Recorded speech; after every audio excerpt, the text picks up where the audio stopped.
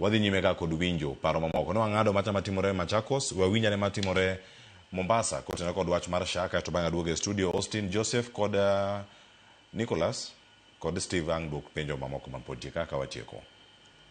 Wantiere e kaunti ma Mombasa kuma weche makawuono ni wadwani wakawe pas jopiny kotenore kod ka weche mag thieth. Wawinjane to weche mag SHA chal nade, be otiyo, kotiyo to chal nade, ka ok oti to ng'ikruok ni kanye, to ang'o ma inyal tim. Awuoyo gi moko kuom jodak Mombasa machiegni ahinya. Chaka gi nyingi tinyisa ni to in bisebedo kata bisetiyo gi SHA to nokonyi koso ne ok okonyi? An karawe nyinga iluonga ni Tobias Onyango Nyangaga. Asewinjo weche SHA kaka jiwuoye wach SHA marach, ni SHA ok kony, SHA ok kony. Adwa nyiso jothurwa, SHA konyo in mapok ibedo matuo, kata ng'ati pok obedo matuo. In migo dhogi wacho ni ati SHA ok kony, SHA ok kony. An ago dhoga chon ka wacho ni SHA ok kony, lakini adier aneno kumo wadwa maluwo bang'a ka SHA bill obiro 100,000 gi wiye, to pesani kana gone babu simu dala nodo ka pesani duo moko nyal kata communication kinda kode no rumo.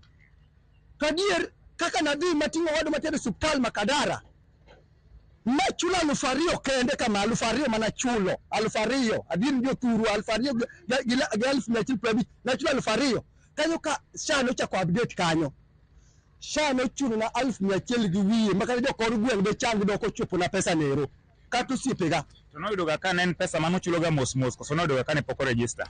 Nathiwa ni moko register adier ma Nyasaye kik wawuondre, moko register NHIF iwacho ni register kaka bang' bucha uchele kaka NHIF chako, lakini SHA ni ayudo ka SHA ni biro e joma onge go ka wan gini. SHA ni konyo joma onge godo.